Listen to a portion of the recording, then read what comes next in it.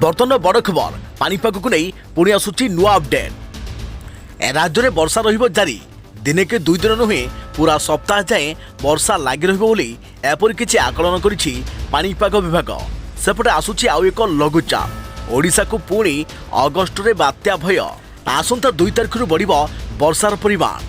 आज राज्य में मध्यमरू प्रबल वर्षा नहीं 14 जिला को येलो वार्निंग जारी कला पानीपाग विभाग। एथिसह एई सब जिले में वज्रपातर विपद। हेलो फ्रेंड्स, मु सत्य आपन देखुचंती आजिरो ताजा खबर। तेबे याकु नै कोन रहिछि डिटेल्स इन्फॉर्मेशन आजिरो वीडियो रे आपन माने जानि परिबे। तेबे आपन माने जानिबा पई वीडियो को शेष पर्यंत देखंतु।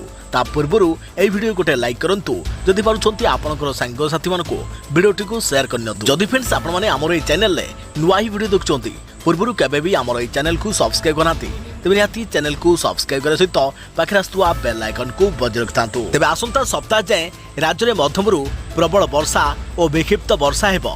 स्वाभाविक ठारू प्राय 50% अधिक वर्षा होई पारे।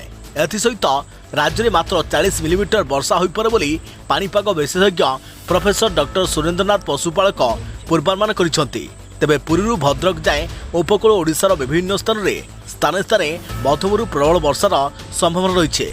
उत्तर बंगोपसागर और संलग्न केंद्रीय बंगोपसागर में मौसुमी निष्क्रिय रहिले सुधा राज्य में वर्षा लगी रहिबो। तेबे राज्य को आरब सागर पवन बहिबो। याको मॉनसून ब्रेक बा मौसुमी रे विराम स्थिति कहाजिबो। तेबे सेबे जाए राज्य में विशेष वर्षा नहेले सुधा स्थाने स्थाने मध्यमरू प्रबल वर्षा हेबो। राजस्थान, पंजाब और संलग्न उत्तर पश्चिम भारत में लघुचाप प्रभाव में भारी वर्षा हेबो। मौसुमी ट्रफ लाइन मध्य रहिबोनी। दक्षिण बंगोपसागर में एक घूर्णिबलय सृष्टि होइछे। यार आंध्र प्रदेश उपकूल आड़क मुहाइब। तेबे यार प्रभाव में 2 तारिख राज्य में पुणी वर्षार परिमाण बढ़ियो बोली प्रोफेसर पशुपालक कहते।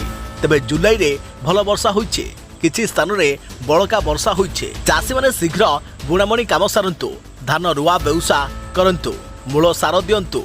तेबे अगस्ट मासरे भल वर्षा होई पारे। एबे अस्थायी भाबे जो मॉनसून ब्रेक हेउची ताकू नहीं चाषी आशंका न करने को से परामर्श देइछंती। तेबे आसंता 3 दिन राज्यर विभिन्न स्थान में मध्यम धरणर वर्षा सह वज्रपातर आशंका रही।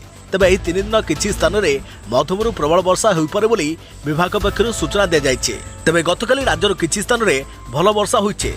ढेंकानाल रे 44.7 मिलीमीटर, कटक रे 20.2 मिलीमीटर, भुवनेश्वर रे 19, तालचेर रे 10, अनुगुल रे 10.6 मिलीमीटर, दारिंगबाड़ी रे 8 और केन्द्रापड़ा रे 8.3 मिलीमीटर वर्षा रेकर्ड होइछे।